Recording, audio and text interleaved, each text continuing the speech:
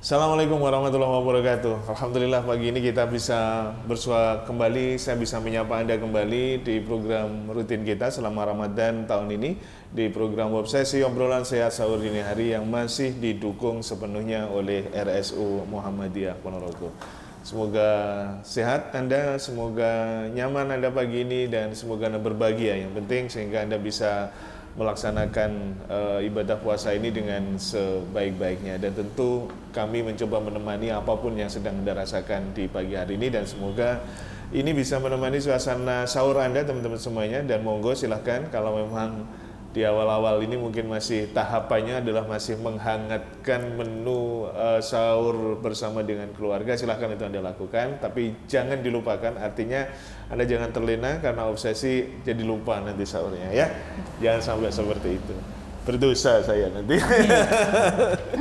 Saya masih bersama dengan Gavin. Vin, ya Pak Ari. Sehat Vin ya. Assalamualaikum. Waalaikumsalam warahmatullahi wabarakatuh. Alhamdulillah sehat-sehat. Iya, pagi ini kita kayaknya masih seger ya.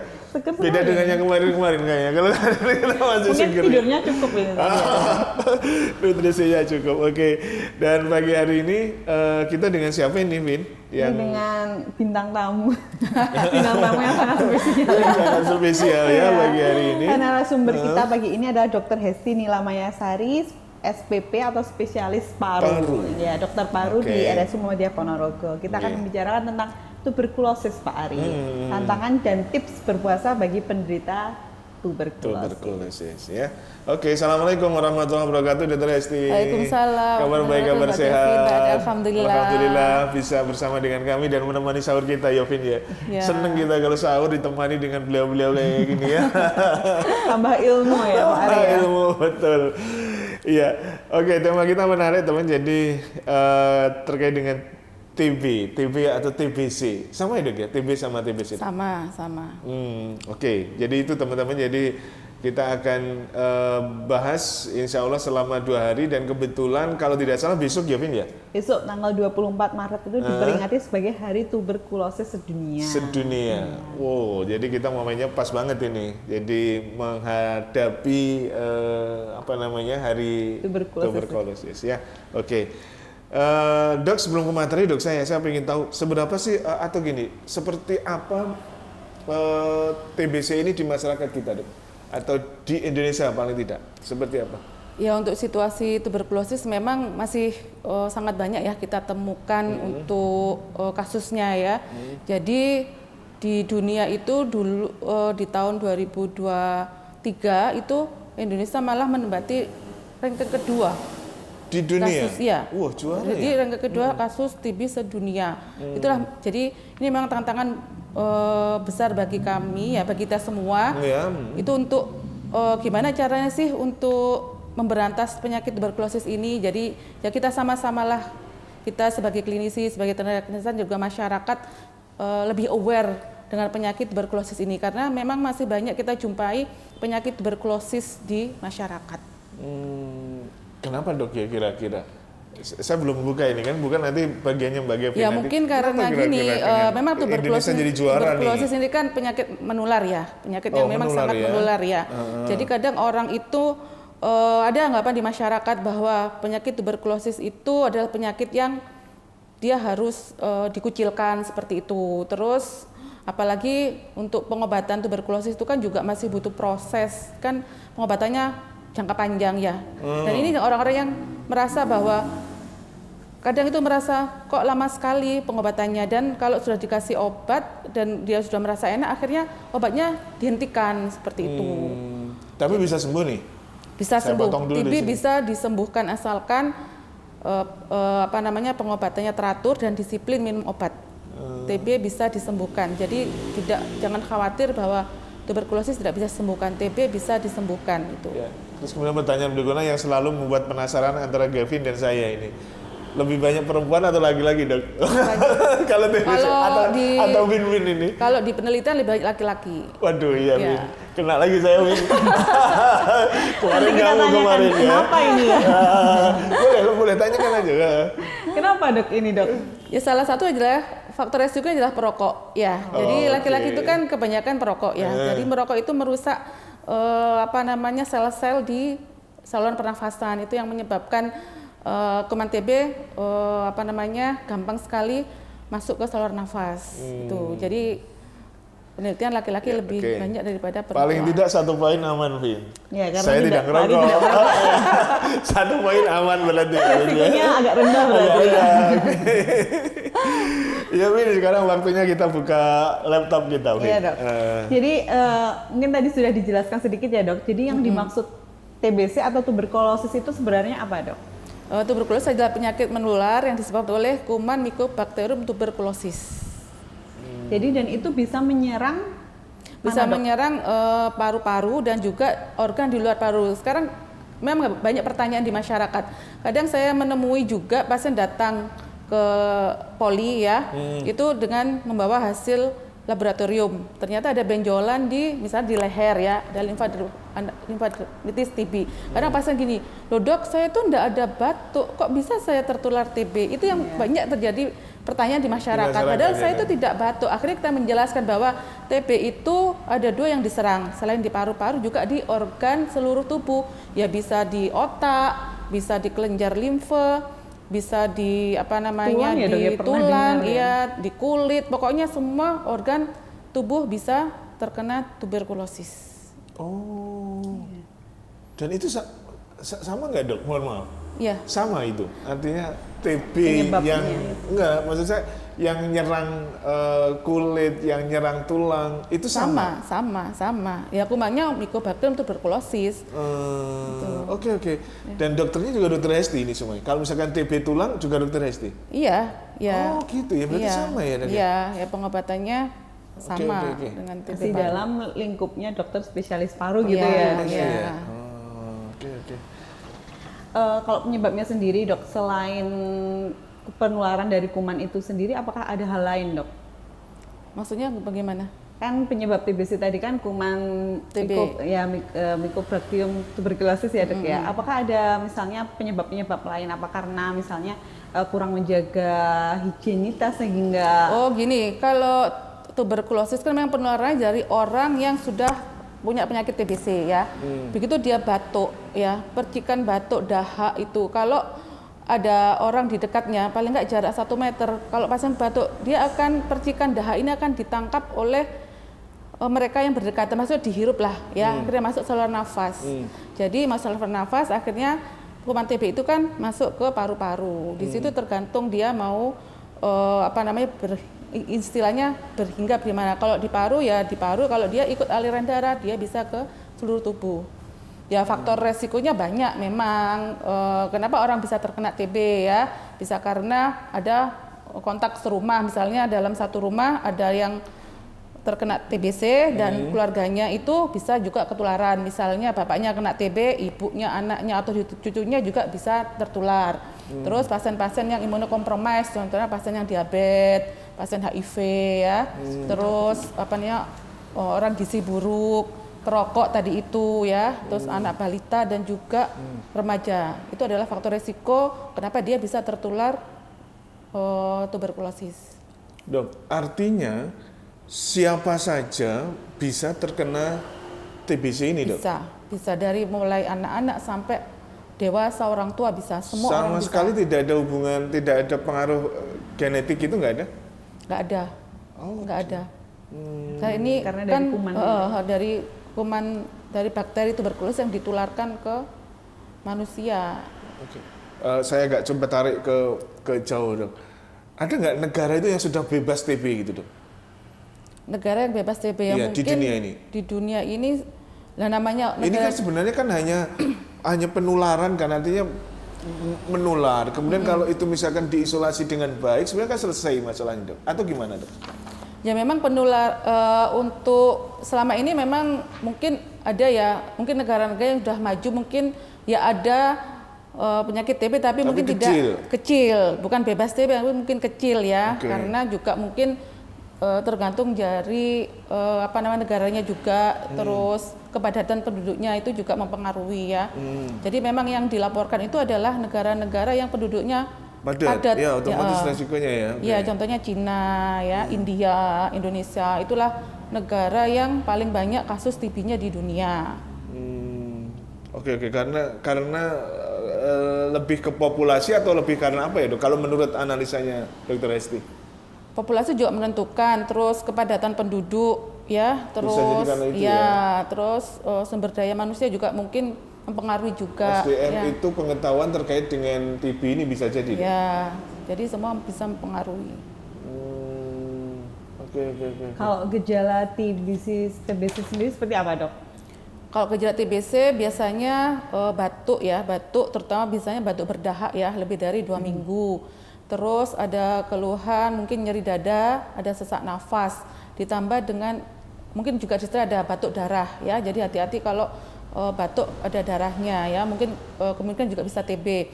Terus ada keluhan selain itu, keluhan sistemik ya, misalnya nafsu makan menurun, terus ada kayak demam sumber-sumber ya, kayak orang kayak masuk angin seperti itu. Terus berat badan kok tiba-tiba menurun drastis, padahal saya ndak diet kayak gitu ya, kok tiba-tiba saya tambah kurus seperti itu. Terus ada keringat malam hari, jadi tiba-tiba malam hari itu kayak keringetan ya, padahal itu tidak gerah loh ya. Tidak. Jadi sepertilah gejala TB. Dok, dalam kondisi apa seseorang itu yang mengalami gejala-gejala itu harus segera periksa ke dokter, Dok? Dalam kondisi itu tadi, kalau sudah ditemukan misalnya ada batuk yang lebih dari 2 minggu ya, jadi diobati, sudah minum obat, sudah berobat kesana kemari, kok tiba-tiba nggak sembuh-sembuh ya, itu harus kita waspadai ya. Itu bisa segera untuk diperiksakan ke dokter atau puskesmas setempat ya. Kalau bisa ya bisa langsung kita lakukan cek. Biasanya kalau di puskesmas itu sudah ada screeningnya ya, ada screening TB. Jika ditemukan masyarakat itu kok batuknya lama, lebih dari 2 minggu tadi itu, bisa mereka langsung namanya ada tes cepat molekuler. Jadi di situ bisa dilihat apakah pasien ini benar-benar positif TB atau tidak, seperti itu. Itu tesnya yang melalui dahak itu apa bukan, Dok? Ya, tes cepat molekuler itu bisa melalui dahak atau bisa juga dari jaringan. Oke. Ya, oke Vin, kita tahan dulu Vin. Nanti kita lanjutkan lagi terkait dengan TBC ini, Dok. Kita jeda iklan terlebih dahulu, dan teman-teman saya ingatkan silahkan jangan lupa segera nikmati sahur Anda, dan jangan lupa untuk berdoa melaksanakan ibadah puasa esok hari ya.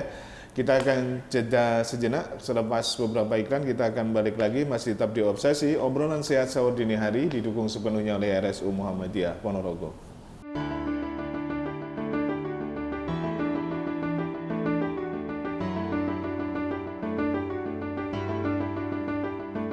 Baik, kita lanjut lagi, masih di Obsesi pagi hari ini, dan masih bersama saya, Kevin, dan Dr. Hesti Nila Mayasari, spesialis paru. Kita tadi sudah sampai pada pemeriksaan dahak ya, Dok. Itu memang nggak baru clear katakanlah itu positif TBC itu kalau sudah ada pemeriksaan laboratoris itu. Kalau ya, misalkan memang, secara kini nggak bisa. Ya memang gold standarnya untuk pemeriksaan TB itu kan memang harus kultur dahak ya, dicek dahaknya itu untuk bisa dia positif TB atau bukan. Tapi ada juga dahak itu kan tergantung kualitas dahaknya ya yang diperiksa. Kalau dia dahak yang bagus itu yang kayak purulen ya, jadi dahaknya itu paling enggak pemeriksaannya minimal 5 ml, terus dahaknya purulen itu baru dia kualitas dahaknya bagus. Tapi kadang kan orang itu nggak bisa dahak, jadi cuma yang diperiksakan ya mungkin nggak seperti nggak bisa dahak itu nggak bisa mengeluarkan dahak. Iya, kadang kan cuma mungkin kecampuran air liur seperti itu. Bisa aja secara gejala dia sudah seperti TB tadi itu ya. Terus apalagi ditambah foto ronsennya juga mengarah ke TB, tapi ternyata tes dahaknya kok negatif. Nah, itu bisa juga dikatakan TB yang terkonfirmasi klinis. Jadi TB yang sesuai dengan gejala klinisnya, dan itu bisa kita obati dengan pengobatan TB juga. Ya. Dok, proses apa ya istilahnya Vin ya? Proses perkembangan TB itu step by step begitu, atau kalau sudah langsung kuman, langsung kena nih gitu, atau ada proses waktu begitu? Ada proses waktunya, ada prosesnya. Jadi penularan TB itu nggak langsung gitu ya. Jadi namanya langsung dia tas enggak iya, gitu ya. Dia ada prosesnya, makanya itu orang-orang yang kontak erat dengan pasien yang TB ya, misalnya satu rumah ada yang ada kontak erat dengan pasien yang positif TB. Sekarang kan ada namanya investigasi kontak ya. Jadi keluarga yang dalam satu rumah ada pasien TB itu ada namanya pemeriksaan investigasi kontak. Jadi di situ diperiksa dengan namanya tes tuberkulin kalau di puskesmas ya, atau yang lebih agak mahal sedikit itu namanya tes IGRA ya. Kalau misalnya tes tuberkulinnya positif atau tes IGRA-nya positif, tapi dia tidak ada gejala, dan foto toraknya juga normal. Terus misalnya di tes cepat molekuler tadi, TCM tadi itu negatif, maka dia dinamakan TB laten. Jadi TB laten itu TB yang istilahnya dia tertular TB tapi dia nggak ada gejala. Jadi istilahnya TB-nya tidur gitu Tapi dia positif dong. Ya positif tapi TB laten. Oh, gitu. Maksudnya ya. Istilahnya TB-nya itu lagi tidur lah. Iya, iya. Ya. Tapi suatu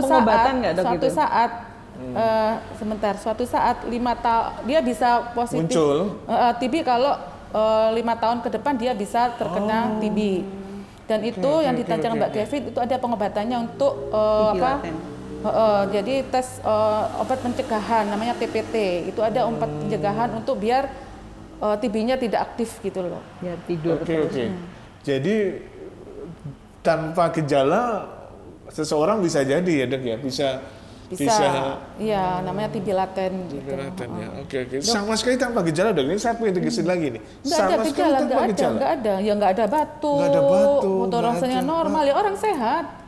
Tapi di tes tuberkulin atau tes IGRA dia positif. Jadi dia tertular TB tapi TB-nya istilahnya tidur. Jadi nggak aktif nggak aktif itu. Makanya itu yang perlu obat pencegahan tadi itu. Itu sudah jadi pemerintah memang konsen untuk ke arah TPT ini, dan itu bisa obatnya ada di puskesmas.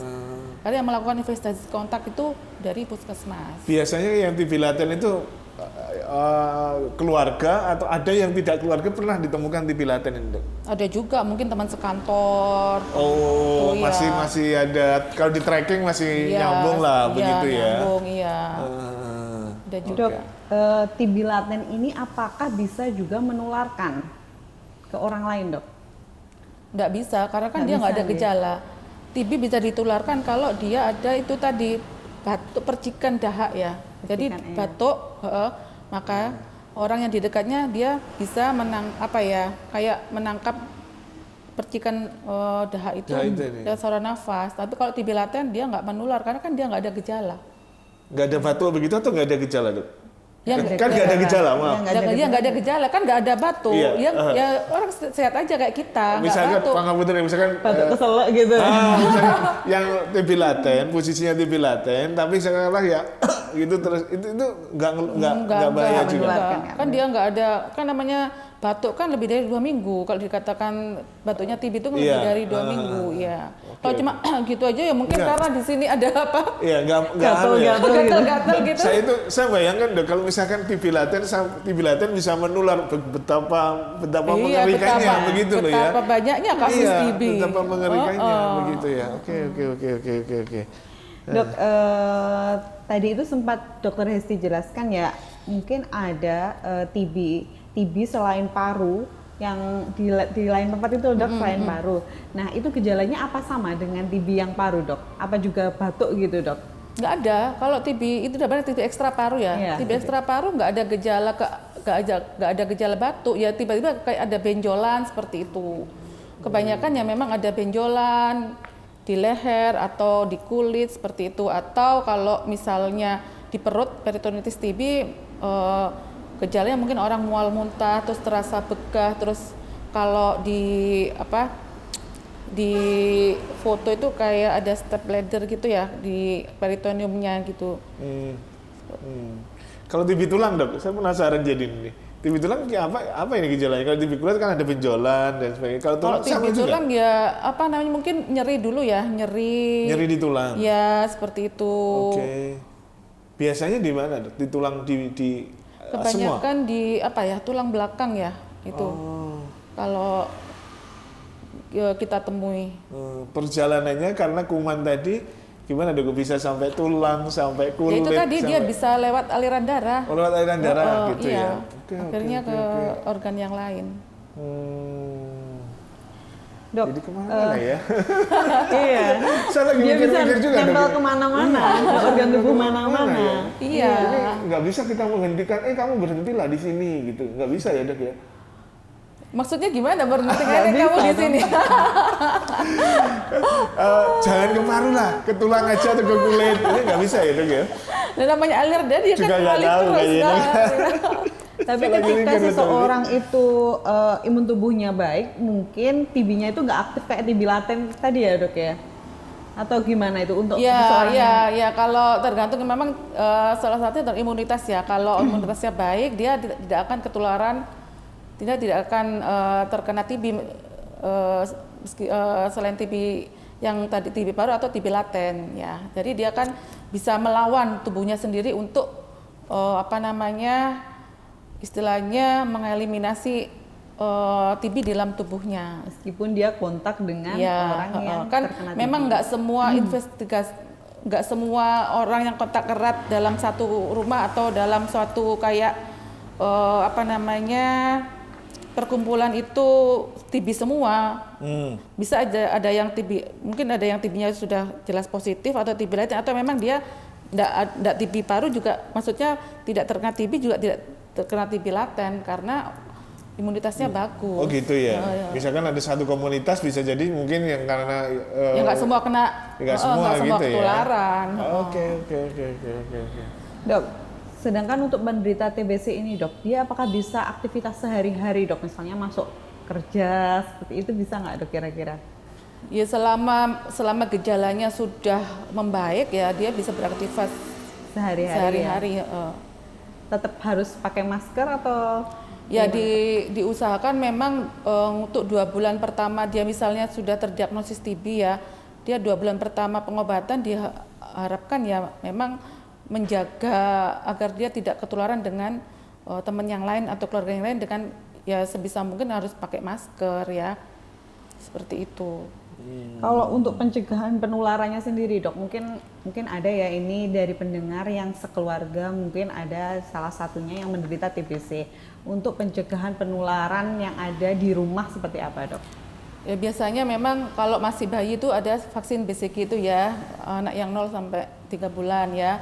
Terus ya olahraga yang teratur, terus makan makanan yang bergizi. Kalau bisa, kalau yang laki-laki tidak merokok, terus istirahat yang cukup, terus ventilasi rumah juga harus bagus ya. Jadi paling enggak dalam rumah itu harus ada sinar matahari yang masuk ke dalam rumah. Itu mungkin untuk bisa pencegahan agar tidak tertular TB. Dan jangan lupa juga ya itu tadi, memang kondisi tubuh harus fit terus ya, dengan tadi itu olahraga yang teratur, terus istirahat yang cukup seperti itu. Ventilasi itu untuk apa ya dok ya? Ya ventilasi itu kan untuk dia bisa ya, kan kalau kuman TB itu dia bisa mati di suhu yang tinggi, Mas. Oh gitu. Jadi diharapkan dengan sinar matahari masuk dia bisa mematikan kuman TB yang ada di tempat tersebut. Oh gitu ya, jadi perlunya. Iya. Jadi nggak lembab gitu loh. Jadi ruangannya nggak lembab. Oke. Vin, lanjut lagi Vin. Penata laksanaan barangkali besok lah. Ya, penata laksananya dok ya besok. Coba yang. Dok, kenapa rata-rata pasien TBC itu mengalami penurunan berat badan dok? Apa karena dipengaruhi nafsu makannya yang menurun, atau karena emang penyakit itu tuh kayak menggerogoti ya apa di tubuhnya gitu kayak? Oh iya, ya memang banyak sih itunya penyebabnya. Salah satu adalah hipermetabolisme ya. Kenapa? Karena orang TB itu dia berusaha dalam tubuhnya untuk dia melawan kuman TB yang ada. Jadi benar-benar tubuh itu bekerja keras, itu salah satunya. Terus ada lagi karena ini kan TB termasuk juga ada namanya inflamasi ya, inflamasi kronis. Jadi di sini yang menyebabkan terjadinya kadar leptin dalam tubuh itu jadi inflamasi kronis dia menekan kadar leptin dalam tubuh sehingga kadar leptinnya akan menurun ya. yang kadar leptin ini hubungannya sama tadi itu penurunan berat badan. Terus yang kedua juga karena ada gejala itu tadi nafsu makan yang menurun, terus kadang ada gejala mual muntah, itu yang menyebabkan pasien-pasien akhirnya kadang kalau sudah mual muntah kan dia otomatis udah nggak mau makan seperti itu.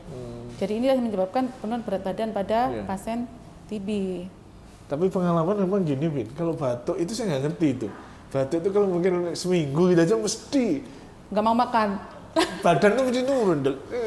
Nggak enak. Soalnya nggak enak makan. Nggak enak makan ya. Jadi kalau misalkan coba jangan diamati nanti kalau misalkan batuk gitu seminggu lah gitu aja.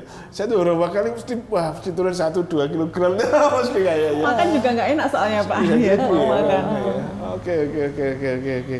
Dok, kalau misalnya kita bertukar alat makanan dengan penderita TBC, apakah itu juga bisa meningkatkan resiko penularan? Sebenarnya bukan karena alat makan ya yang menyebabkan penularan TB itu ya. Yaitu tadi kan TB ditularkan karena dia batuk ya. Ya kalau misalnya pasien TB makan itu ya memang kalau bisa ya langsung kan sudah dicuci.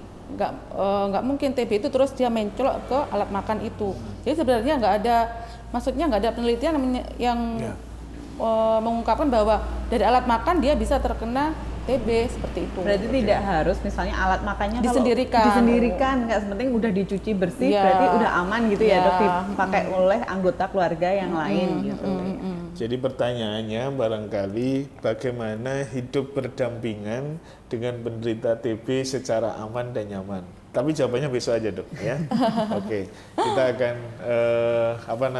pungkasi dulu karena Andri sudah memberikan kode ke kita di pagi hari ini. Baik, jadi kita akan meneruskan perbincangan kita bersama Dr. Hesti Nilamayasari, spesialis paru. Insya Allah besok kita lanjutkan lagi dok ya. Iya, siap. Semoga bisa hadir menemani kita lagi. Besok bisa hadir di jam-jam yang seperti ini dok. Semoga aman lancar lah ya. Kita berharap seperti itu. Dan untuk pagi ini segera kita sudahi dulu. Terima kasih teman-teman semuanya. Masih banyak hal yang perlu kita kita kupas lebih dalam. Termasuk tadi di akhir kita tanyakan ke Dr. Hesti adalah bagaimana kita hidup berdampingan secara aman dan nyaman dengan mereka yang sudah divonis menderita TBC ini ya. Oke, pagi ini terima kasih Anda sudah bersama dengan kita. Sekali lagi saya ingatkan, jangan lupa segera nikmati sahur Anda pagi hari ini dan jangan lupa untuk berdoa melaksanakan ibadah esok hari. Sehari dan Gavin, Dr. Hesti matur sembah nuwun dok. Besok kita bisa ketemu lagi. Dan terima kasih untuk semuanya. Assalamualaikum warahmatullahi wabarakatuh. Waalaikumsalam warahmatullahi wabarakatuh.